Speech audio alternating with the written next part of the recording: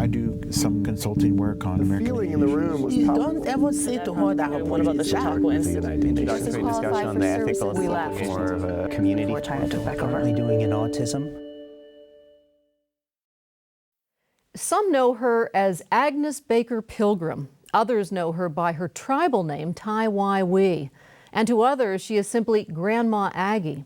Her alliance with 12 other grandmothers from across the globe is bringing her international attention. Grandma Aggie is one of the founding members of the International Council of 13 Indigenous Grandmothers. The grandmothers are spiritual leaders, shamans, and medicine women. They hail from the Arctic Circle, the Americas, Africa, Tibet, and Nepal. Ancient prophecies of the indigenous peoples foretold such a group would come together during a critical time in the Earth's history, a time known as the Great Turning. By applying their traditional ways in a collective force, the grandmothers hope to change the direction of the world, save Mother Earth, and ensure peace and prosperity for all following generations. Since coming together 5 years ago, the mothers have traveled the world. They have met with His Holiness the Dalai Lama. They have petitioned the Pope to rescind the edict that was used to justify the confiscation of native lands around the world. Carol Schaefer wrote a book about their journey titled Grandmothers Counsel the World. And a film is in the works about the group as well, titled For the Next 7 Generations. It's produced by Carol Hart. The grandmothers say they've only just begun their work. We had a chance to talk with Grandma Aggie, the council's spokesperson and oldest member, when she visited Penn State's University Park campus in the spring of 2009. Agnes Baker Pilgrim, welcome to the conversation. Thank you, Patty. At 84, you have held so many positions in your long and interesting life. You worked for the Indian Health Services for many years. You were an alcohol and drug counselor, an assistant to a physician, and a scrub nurse. You've also been a logger, a singer, a bouncer, a jail barber, and a stock car racer. Right. How did you become a grandmother for the world? Well, I am alumni from Southern Oregon University, and I was drawn to there because that was a land where my people all were born, just north of Grants Pass. And so I just stayed walking on those indelible footprints in that land, and I feel that calling to stay there at this time. And so the people that knew me watched my walk for 4.5 years, they said. And one of the women told the head woman, got to the head woman of the Center for Sacred Studies that blankets us grandmothers, who I was and about my life in the valley. And so when they sent me a letter and then later called, would I join and to be one of these grandmothers, and I prayed for about 2.5 months. Finally, I said, yes, I would. And from that time on, it feels like it's not a coincidence. It's like the Creator had chosen me to be on this path. And as we came together as grandmothers, they felt the same, that it's no coincidence that any of us came to this circle. You're referring to Joe T., who is with the Center for Sacred Studies. It's a nonprofit in California that seeks to sustain indigenous ways of life. You were one of 16 grandmothers to receive this letter. 13 of you accepted the invitation. Yes. But you said when you first got that letter, you were unsure. You felt you were perhaps unworthy of becoming a member of this. Yeah, because it's really like the world sitting on your shoulders, and it became kind of weighty, and I thought, gee, should I be doing this? What have I got myself into now? And but I I relented, and I thought, yes, I do have a message.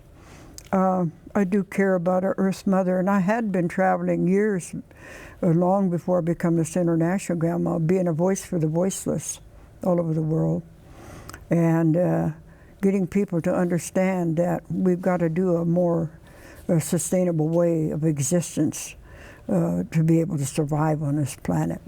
Tell us a little bit about the other 12 indigenous grandmothers. Do you want me to tell you where they're from? Where are they from? Well, we got Bernadette Ribineau from Gabon, Africa, out of Libreville, around the Horn and on the west side. And we got Julieta from Oaxaca, Mexico. And we have a grandma, Maria Lishi in Mapia in South America. And our Japanese grandmother is Claire Aguirre, training down there in the medicines.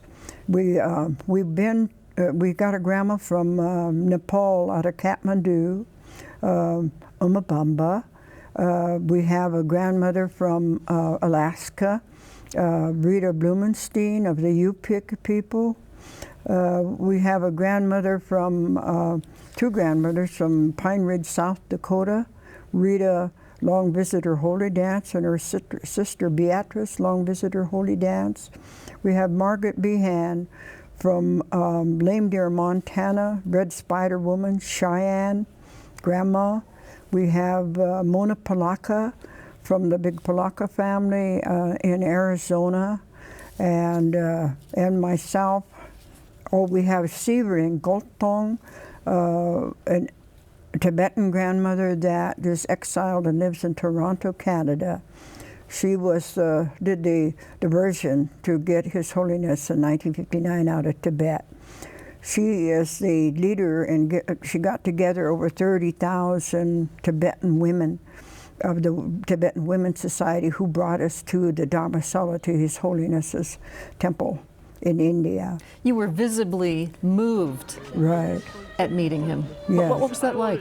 Oh, I say, if there's on the other side this great spirit that we're going to sit before sometime that is known by many names, I feel like being in the presence of His Holiness was that feeling of awesomeness, that feeling of peacefulness, that contented feeling just wilts and makes you just feel wilted. You know you're in the presence of somebody that's walks his talk. And it's really great because I think that gives you kind of an idea what it's going to be when we meet our Maker. You know, so I think it's great. You mentioned Ruth Blumenstein a moment ago from Alaska. Rita. When she was a child, and when she met with the council for the first time, when you first got together in October of 2004, she retold with awe and emotion an 13 incident bundles. when she was a child. Yeah, when she was 9 years old, her grandmother gave her the 13 bundles. And she said someday she will know, she will sit with the grandmothers. So when she came to New York, where we gathered out of Phoenicia, New York inland at Menlo Park, where the monks and lamas do their retreats in a beautiful place, she brought the 13 bundles. And what were they? There were 13 stones and 13 eagle feathers.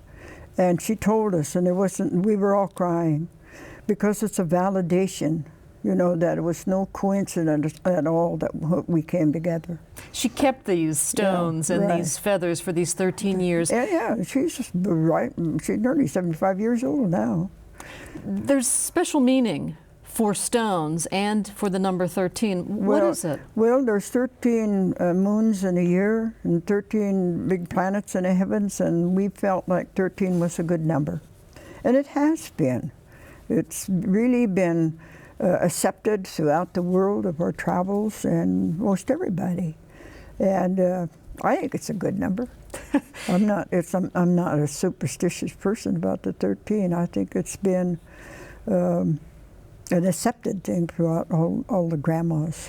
What was it like when the 13 of you did finally get together? You came together because of a common cause, but you spoke different languages. Right. And here you are in Phoenicia, New York. For the first time, you've accepted this invitation. Yeah. I can't even imagine the energy that must have been in that room or that circle. And we were all crying. And so our grandmother, Mona Palaka, said, are we wanting, I don't know how she just said it, but are we going to form an alliance, us 13 grandmothers?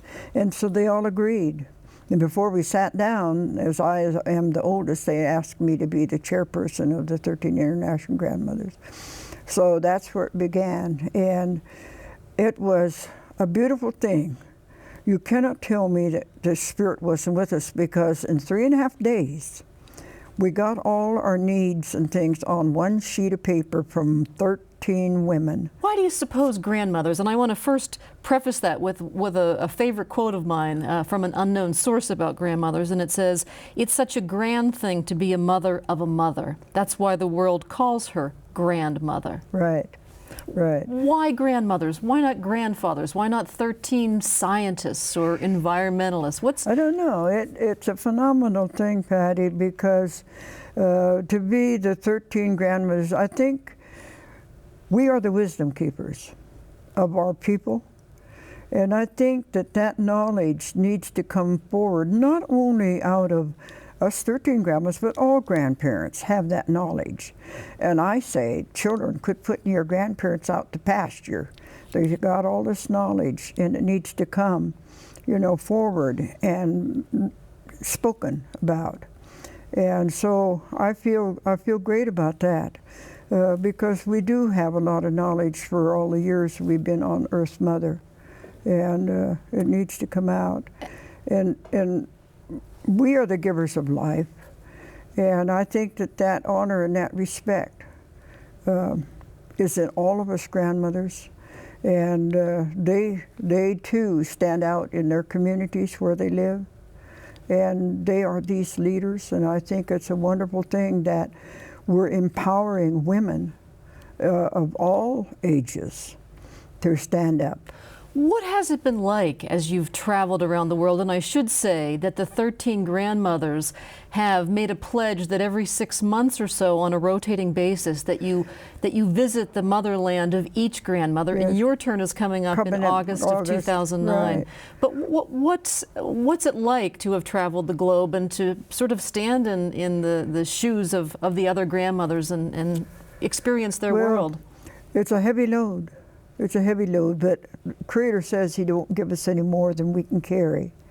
And I believe that through all of us, that we are spiritual healers and medicine women, that we have something to offer the world. We have peace and love in our hearts. We want to start a new history with peace and love in our hearts throughout the world.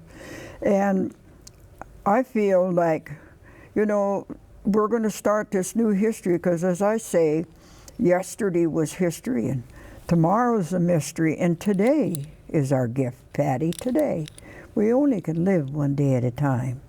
And to feel it and wake up in the morning and know you have one more day is beautiful, because I've been at death's door many times. So Creator, give me one more day.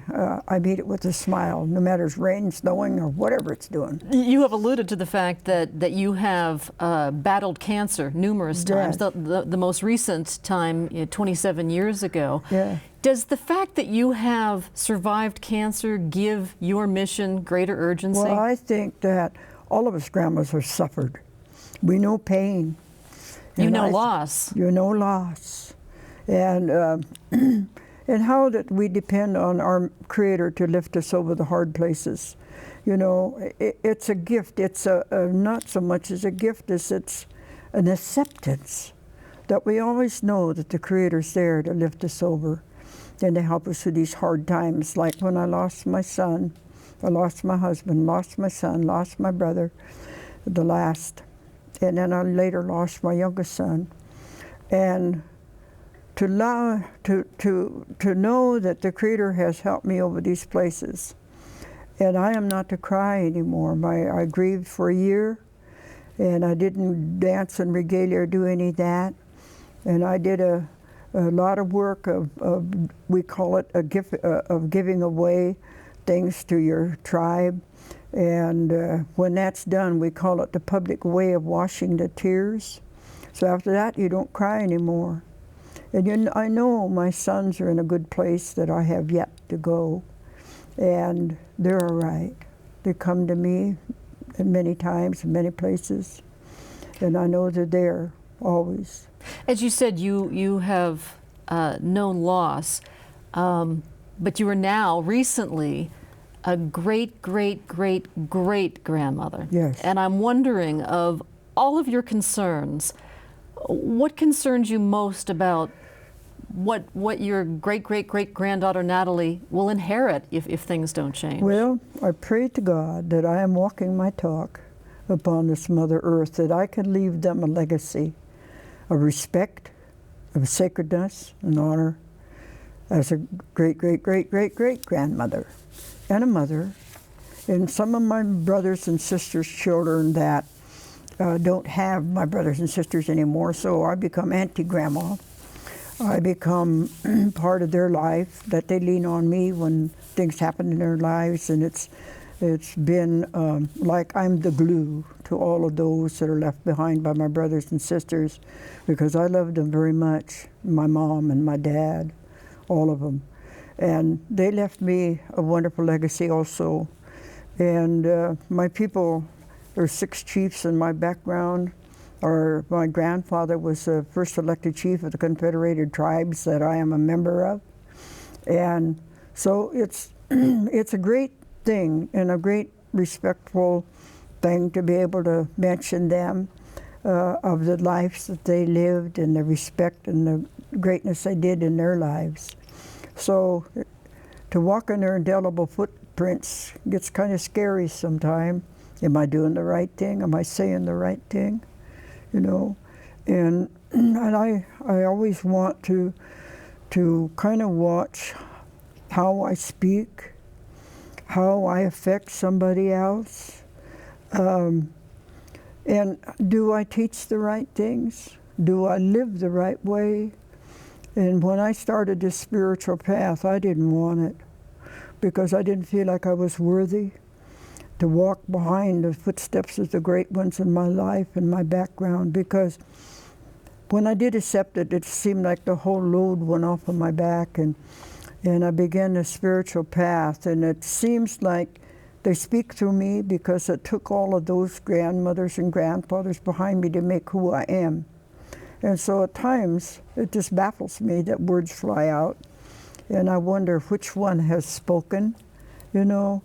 And I give them that credit and that respect and that honor, because I know that it's them that speaks many times.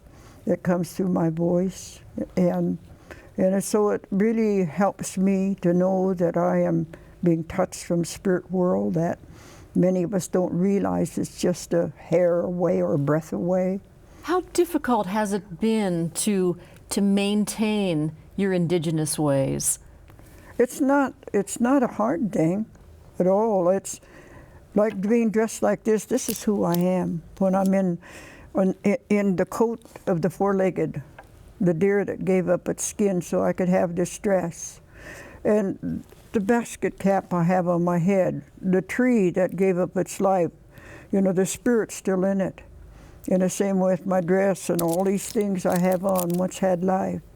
And so when I dance and have this on, you know, I feel very honored to be able to wear these things, and to be able to pray that these things, that the spirit's in them, and to honor their spirit of all these things, the swimmers here that I have in the water, and all these things that goes into my basket cap, that I honor those things that gave up their lives so I could have a beautiful cap. Speaking of honoring life, in 1994, you revived an ancient salmon ceremony tradition, Right. something that your people had practiced for 22,000 years, Right.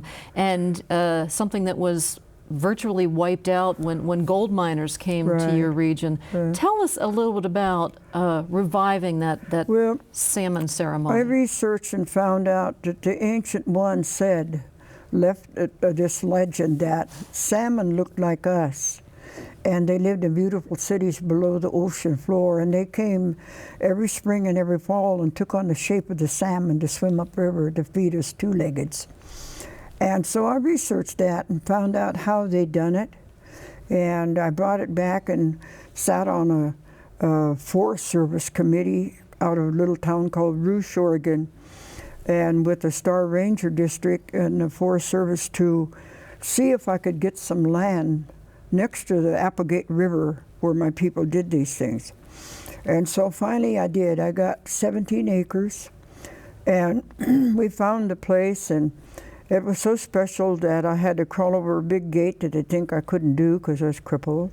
But I did it, and the minute I hit the ground, I just felt awed, and I said, this is the place.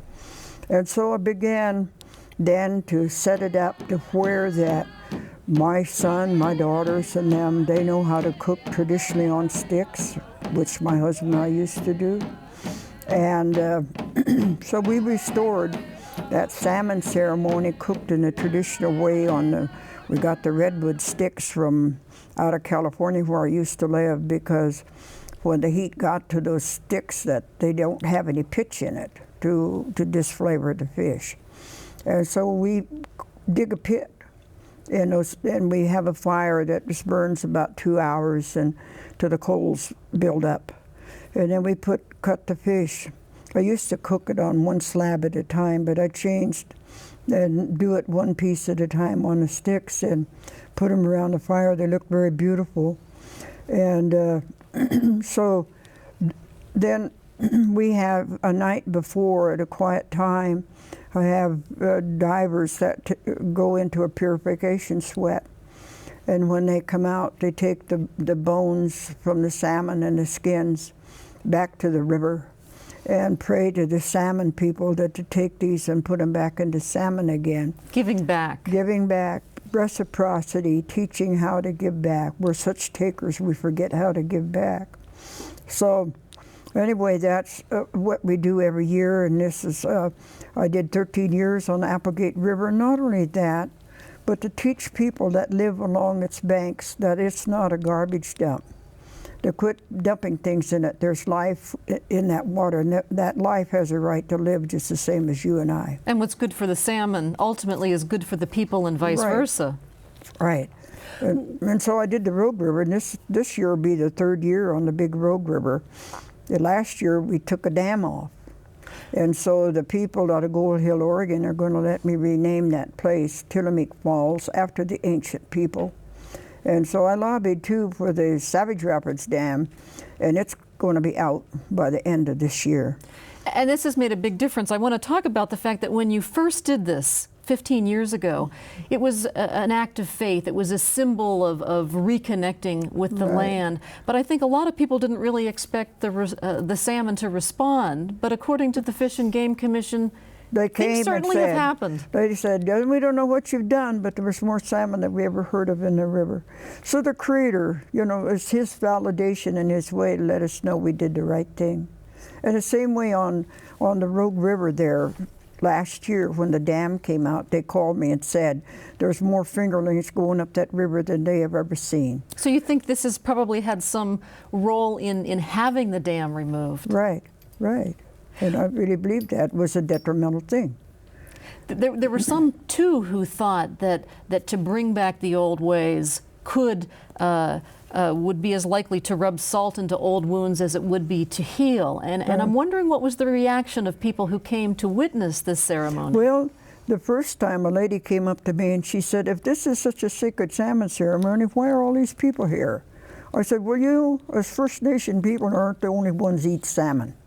They catch them all over the world. I'm just doing this to try to teach people how to give back to the salmon, and tell them that they're sacred, and tell them that we want them to keep coming, and that they are our food. The story of the salmon is actually an amazing one, the life cycle of a female salmon. Can you tell us some of it? Well, when she comes back, she fights hard to come back to where she was born. And when they do, they go on upriver and they slowly die. And what scientists found out not too long ago was that the flesh, as it fell off, was a lot of the that from her flesh, that there was things from her flesh that would help to the little ones, to grow. It's providing nourishment. Nourishment. And so when she kept dying and going on, and she fed over 33 salmon and 40-something animals, she was still nurturing. As she died. As she dies, yeah. And so it, to me, is a wonderful thing that how they fight so hard to come home, you know. And so I think it's a great story. A lot of people said that was a terrible story. I said, no, they chose to be that. They chose to the Creator. They wanted to be salmon. The Council of Grandmothers have done a number of amazing things. And one of the things you recently did as a council was you went to the Vatican. You wanted the ear of the Pope. You went there with a letter asking the Pope to rescind or revoke a 15th century edict that was called the Doctrine of Conquest. And you refer to this as the enabling doctrine because it resulted in the decimation of Native Indians. Well, you know, I worked in a justice system in California for a long time, and there's two sets of laws. And so knowing that, and then when I became this international grandma, finding out about the Pepper Bull and about the sixth Pope of the Vatican in 1493 that issued that edict for powers around the world to search the lands and if they were occupied and if they weren't of the faith, meaning if they weren't Roman Catholic, and they were pagan and heathen, to kill them. So when Columbus came, he knew that this land was occupied. And so when he left, you know, then came the guns and the Trail of Tears started. The Trail of Tears is the government forced evacuation and movement of native people. And so indigenous people all over the world, you know, and this is why we wanted to go to the new Pope. And we, they didn't know it, but we had our producer, Carol Hart, that is making our film, had purchased a permit for us to be out there, and we had our altar down, and we had our condor feathers and eagle feathers, and others had their sacred things on the altar. And when and we wanted the Pope to rescind that edict because he wasn't there in 1493. He had nothing to do with it, you know. So I felt like it would be easy enough for him to do, and he knew that. We sent him a letter. And to rescind that edict, I said if he would have done that, it would have put a feather in his cap and lifted the stigma over the Catholic Church today and give us justice and us indigenous people around the world. He apologized, but he wouldn't rescind. He didn't rescind it. And we still would like to see that happen. I'd like to see that happen before I cross over out of this world. Will it make a difference if he rescinds it? Yes, it would. A psychic difference in some ways. You bet, you bet. And it would help indigenous people everywhere because, you know, they look at us as still second-class citizens, and it's not right, you know. It's not right, the treatment we have. I say that the history of the First Nation people in this land is the biggest disgrace in history of our people here. And I think it's time that maybe people could understand that. I think the most interesting thing about what you do is that you look to the past for counsel, but you don't look back with bitterness. You look to the future. Your mission is improving the lives of all people. Right. And when we went to Spain too, all the people over there were so gracious, and they kept apologizing to us of Spain's involvement to this land. And I told them, thank you very much, but I said, let's just do a new history. Let's set a new paradigm, you know, let's do a new history with peace and love. And that's our mission of our grandmas, to have peace and love throughout the world.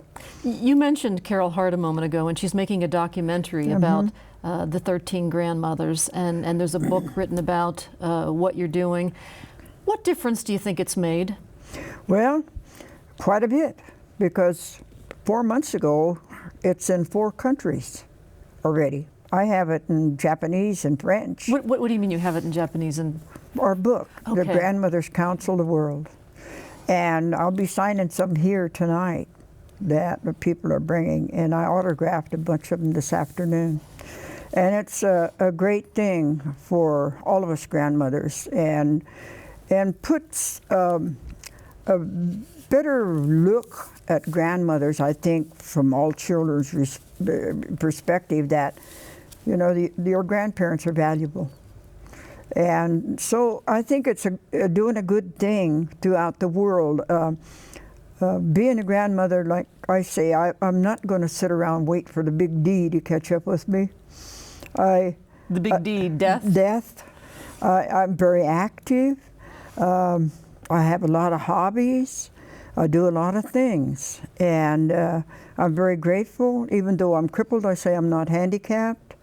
And so I believe us grandmas made a statement when we came together that we'd keep on keeping on till our hearts are on the ground. And I want to do just that, because the world does too need us grandmas. I'd like to talk about your own grandmother, because it was your grandmother who brought you into the world. Right. She was a midwife. Right. She delivered all of us kids. And I loved my gram, and she's the one introduced me to the sweat lodge when I was a little kid. And she'd take us up there, and they called me Susan Applesauce because I liked apples and applesauce. And she'd say, "Come on, Susan, we'll go up to the house." And she'd go up there and get a fire going, and we'd go down by the creek, and she'd bring in a bucket of water with one of the huckleberry branches that she'd dip in there and sprinkle on the hot rocks, and I'd sit in there. And she taught me how I should pray, because my mother was very ill. And so my grandma was a precious thing in my life. And I'm so glad that you mentioned her, because I feel like her presence right here, right now. And she used to work and take care of the priest and take care of the church. And but anyway, I always said that if someday I die, that if those nuns in our church, they were made to us kids. And my brothers were altar boys, and they'd slap us around and pull our hair and pull our ears and hit us, and they'd talk about heaven. And I said, well, if there's such a place, then probably I won't have any trouble getting there, because they were mean to us. You mentioned that your grandmother called you Susan, and in your life, your long life where you've done so much, you've had a number of names. It wasn't that long ago that you adopted a native name, and I hope I pronounce it right, Tawiwi? Tawiwi. Tawiwi, which means morning star. Morning star, right.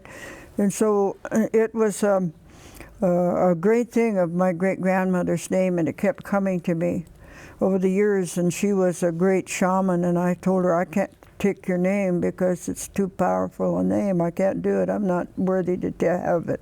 And so it kept coming and waking me up in the nights. And finally I said, okay, but you got to help me, if you want me to walk this way. And so she has. And so that name, Tawiwi, there was a mountain east of Ashland, Oregon, that had the derogatory name Squaw Peak. And we changed it, and now they've named it. And we had a big ceremony up there with eagles flying over our head and the dragonflies, and we named it this name, Tawiwi Peak now. And it is a great name, and I'm very honored to be able to speak of my great-grandma and her walk upon the earth and where I live. Now, the name Morning Star, it's interesting because there is, Penn State has a Center for Sustainability, and they have created a solar-powered home called the Morning Star, which you visited, and I understand you blessed the place, and I'm wondering what that entails. Tell me what it's like. Well, it just felt like I come full circle. It was awesome, an awesome feeling. I don't know how to describe it. It's just like I found something great there, but it wasn't tangible, and I still feel that. What a great thing for David Riley and Cole Hans and them to bring me there. Cole found out that my name was Morning Star, and to bring me into the Morning Star building was phenomenal, great, and I just felt really good about the name being carried on in that way and sustainable. Speaking of sustainability, I think lots of people are wondering about the grandmothers and sustaining the Council of Grandmothers. There are 13 of you. You're not getting younger, despite the fact that you're very, very active and you don't let much slow you down. Is there something in place so that this council will continue? Well, I'm sure that there will be women that will be able to take our places when we cross or we leave. And I think it'll continue. I believe that, because it's not a coincidence that we came together. For instance, when we went to our grandma Florida Mayo out of Santa Fe, but at the Poaki Pueblo, when we were through there, this Dr. James Jarrett wanted us to come to his property, which is about a 20-minute ride from where we were, out to his place at his land. When we got there, he had a huge labyrinth that was lined with rounded river rock, and inside of the paths was white gravel, a beautiful thing. And around it, Spirit told him to place 6 foot high, 4 foot wide stones that he and his partner gathered without having any machinery, and put 13 stones around that labyrinth, waiting for 13 grandmothers. And this happened over 2 years before we were ever heard of or came together. So again, it's not a coincidence, us grandmas coming together. And you felt the calling at different times in your life. Right. I can't help but notice 3 vertical 111 tattoos on your chin. 111. Well, it had left my tribe over 150 years ago. The Maoris came to Willamette University and brought their robes when they had never brought them out of their country before, and brought them to the Willamette University, and beautiful things that they have woven, which takes them over a year to do. And in that mix of Maoris was a master tattooist, and one of the other young men was one also. So when I asked him if they were going to come to our tribe, he said they did. And so when we got to my tribe, before we got to my tribe, we went to a place called Chamawa Indian School where they had a powwow. And I had met Mark, and so I asked him if he brought his tools, and he said yes, he did. So the next day we got to my tribe, and so I asked him if he wouldn't put the 111 on my chin, and he said he'd be honored to do that. Well, I took a piece of paper and was drawing out what the vision showed me years ago when I was young, and he said the other tattoos, his name was Tu, T-U. It's a long name, but that's what, I can't say it all. That's what he went by. Yeah, just T-U, Tu. And he had already drawn out the design and gave it to Mark before I even spoke or drew it out. And it looked just like what you have. Right. And your daughter has the same. Right. And so there was so many there that day that wanted something tattooed on them. So I told Mark we can do that, because I knew I was going to New Zealand, to his land, and I said we can finish it over there. So next was my daughter, and she has the opportunity to do whatever she wants with hers, to make it wider or whatever. But we're the first to bring it back to our people, the 111, and it was in my background an inherited right, and many of them that were medicine people and healers had those on also. And so I feel very honored to be able to have it on. The grandmothers say they believe that they are really hundreds of years late to form the council, and I'm wondering if you feel that same way. And I'd like you to talk, if you would, about this idea that we're really in society at the 11th hour. This is a critical time. Right, it is. Our world is just really out of balance. And I believe that more and more as we journey, people are hungry for spirit. And we believe in a spirit in all things. There's spirit even in a little blade of grass in the rocks. And so we're bringing the spirit alive to people. And our young people and many, many people, even elders, are hungry for the spirit. And I just think it's grand that more and more people are stepping forward. And that has nothing to do, Patty, with religion or church. It just has to do with being who we are, this human being walking on this Mother Earth, and knowing that the face we're stepping on has that energy that can come through our feet and up through our bodies and live in us. And we're all interconnected. Yeah, right. And I say this whole world is in a leaky canoe, and it's going to take us all to keep from sinking, because water is polluted all over the world. And I always say it's our mother's blood, and our Earth Mother's blood, and we got to do a better job of stop polluting the waters. I've been on the big rivers all over the world, praying with people to clean it up. And even the people in New York cleaned up the Hudson and the Bronx to where a beaver came back. He took the news and just swept the country, and they named him Jose the Beaver. And I thought it was pretty swell, because beavers won't build a dam unless the water is good. So that's a good sign that people are listening, and they are cleaning up the rivers all over. There have been other signs. The eagle and the condor have returned, and I'm wondering just how optimistic are you? Well, I am the hope. Us grandmas are the hope to the world, that there is going to be a change. Like my tribe had me come up about 5 years ago to a place called Carver, Oregon, out of Portland, to pray for the 2 pairs of condors that they brought back, because my people way back there 150 years ago called them the Thunderbird.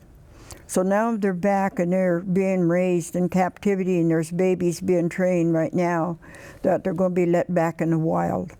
And so I believe, like the Mayan people say, when the condor meets the eagle, which they prophesied between 2011 and 2012, and I believe that there's going to be a great change with people, with our land. People are becoming to be more sustainable. People are caring about about the water, because all humans are water babies. They don't realize that their beginning life has been in water in the amnio sac and mama's tummy. And before they even come out, this big ball of water comes out ahead of them. But they don't stop to think that over 75% of their body is water, that it is sacred, and that it can hear. Long before I become this international grandma, I had been teaching people all over the world that water can hear. Now, Matsuto Emoto, the Japanese scientist, I got his book, and I'm going to meet him this year, that he has validated what I'd been talking about, that water can hear. I have water that I have collected all over the world. Yeah. And so I have it in my refrigerator that I use to bless people all over the world, that water can hear. And water will always attract us. Drinking water is just not quenching thirst. It's blessing and lubricating all through your system. And we need to get to saying, thank you, you're sacred, I need you. Without you, I die. And so I teach people that it's time for us water babies to start thanking and blessing the water. Grandma Aggie, thank you so much for talking with us. I appreciate it. Thank you so much for having me. As we mentioned, a documentary is being made detailing the grandmother's journey. Here's a sneak preview.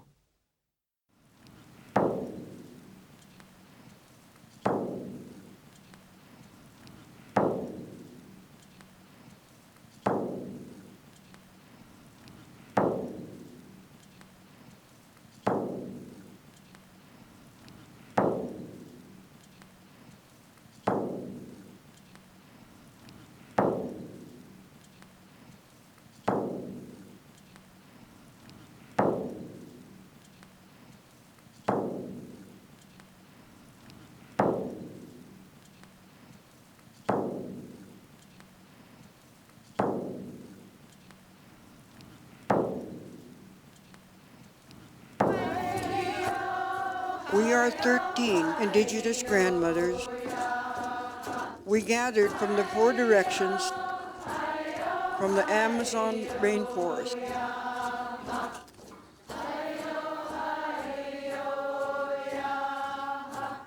The vast plains of North America,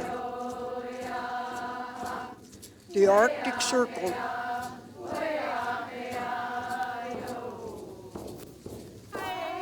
the Black Hills of South Dakota, the great forest of the American Northwest, the highlands of Central America, the mountains of Mexico, the desert of the American Southwest,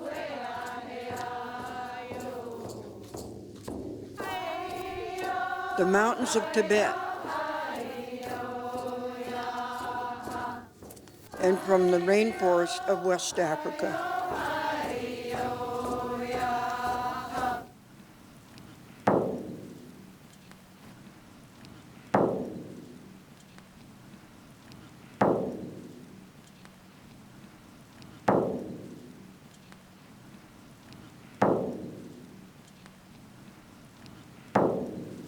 Look at the nature, look at the water, look at this air, look at this fire, the sun even. Look at this earth. We are in the 11th hour. Mother Nature's angry. And we're not going to fix it unless we change. For if we don't take care of the animal kingdom, we are destroying ourselves at a rapid rate. If we don't quit making garbage dumps out of our rivers and streams, we're getting more and more in trouble. In my homeland, in my village, there is violence. What is happening in my village is happening in the world. I live on a reservation, Northern Cheyenne. The day before yesterday, I came here. There were 2 shootings on the reservation.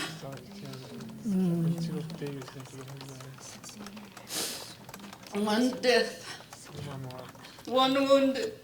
There's got to be a change, and there's got to be a better way. If we don't listen, if we don't come back to the original people, we won't wake out of this nightmare.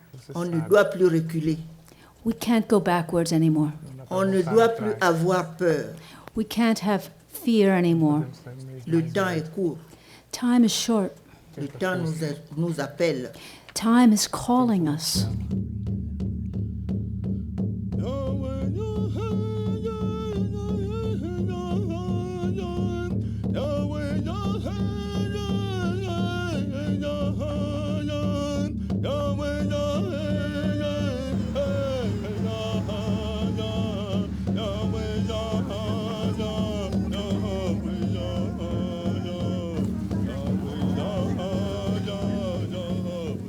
Some of our Western grandmothers are here. They're coming to meet with this council, share with this council, to dream with this council. My name is Gloria Steinem. I come from the tribe that has lost its memory. I am not a preacher. Indeed, I like to tell people I am a recovering politician. My name is Alice Walker, and I come from the South. But before coming from the South, I think I must have come from the stars. My name is Tenzin Palmo. I'm from London, but for the last 40 years I have been living in India. My name is Helena Norberg Hodge, and I'm Swedish, English, and German. But I've had the very, very great privilege of living for the last 30 years in a part of Tibet called Ladakh. I am Chief Yanifa Louis Satish. I am an elder in the Ifa Orisha tradition of Southwest Nigeria, and I come to you by way of New Orleans, Oakland, and the world. Today, we're sitting here with you, with our Western sisters, with each and every one of you that have come from whatever walk of life you come from. And you know, we're all faced with a challenge. What from our traditions are we going to move forward with?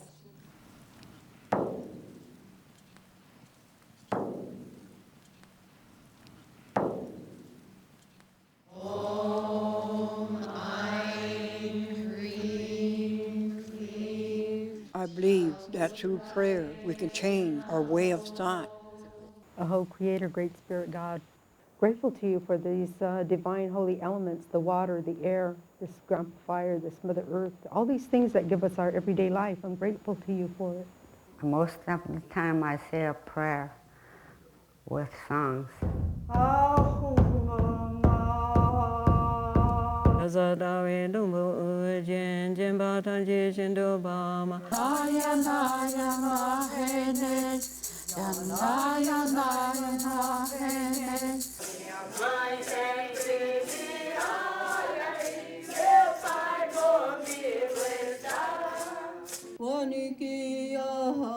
The only way to survive is through prayer.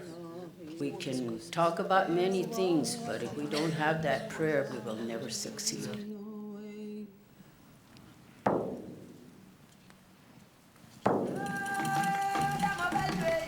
Tous les matins, Every morning, au lever du soleil, at sunrise, je côtoie la forêt. I go near the forest. La forêt, In Africa, nature and plants, those are our parents. que la médecine traditionnelle, The traditional medicine est aussi vieille que le monde. is as old as the world.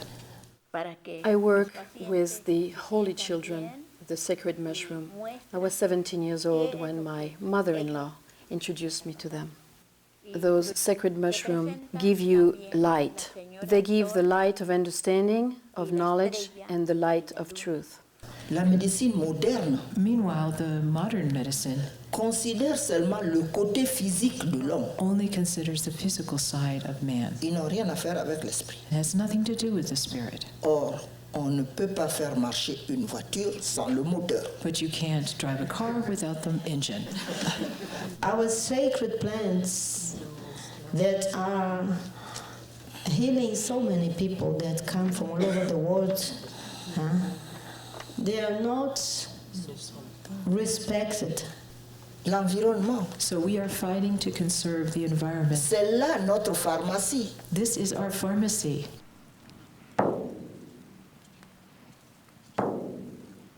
As women, we are the givers of life. We're the only ones in the world that can carry more than one spirit in us.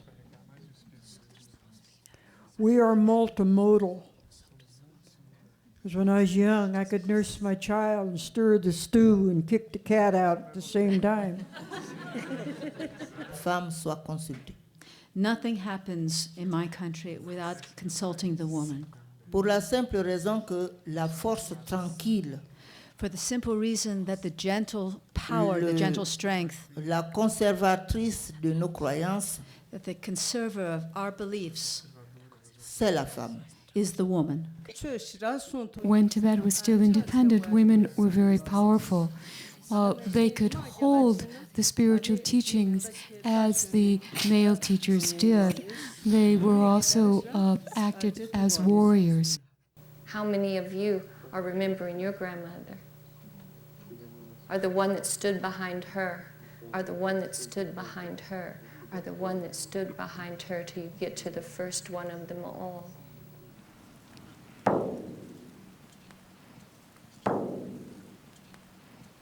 I'd like to know if each one of the grandmothers sitting here at the table have decided to formalize this group, to become a formalized organization. S'il vous plaît, Please, essayons de créer cette alliance, let's create this alliance, la main dans la main. hand in hand. I think it's important that we have an organization that speaks for peace and for the well-being of all, that the grandmothers are able to pass along these teachings to the next generation. This is new for her, but she thinks that if we're going to be able to speak our voice, and our voice is going to be heard around the planet, and our voice is going to take wings, then she said she agreed with it. When we say the moment is now, we have to put our voice, this is what we have to do, I believe. You're now looking at a very solid, strong, powerful International Council of the 13 Indigenous Grandmothers.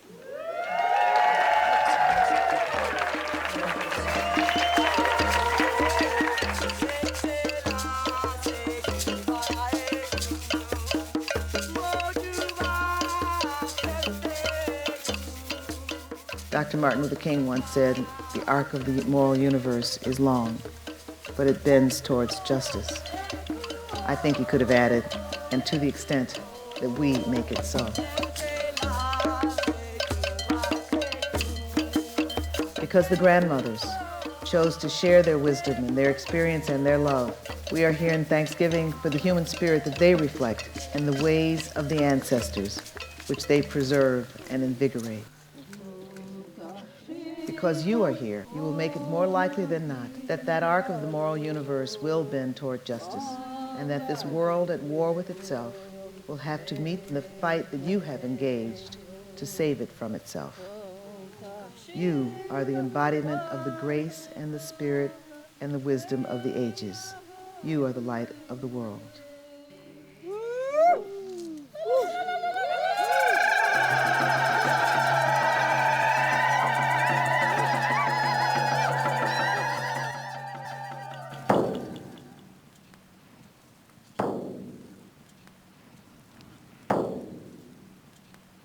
We want people to take this knowledge and to really move with it, very quickly. To learn more about the documentary For the Next 7 Generations, be sure to visit our website. You'll also find an interactive map showing where the grandmothers live, as well as pictures and biographies. Thank you for joining us for today's conversation. We hope you'll join us for our next Conversation from Penn State.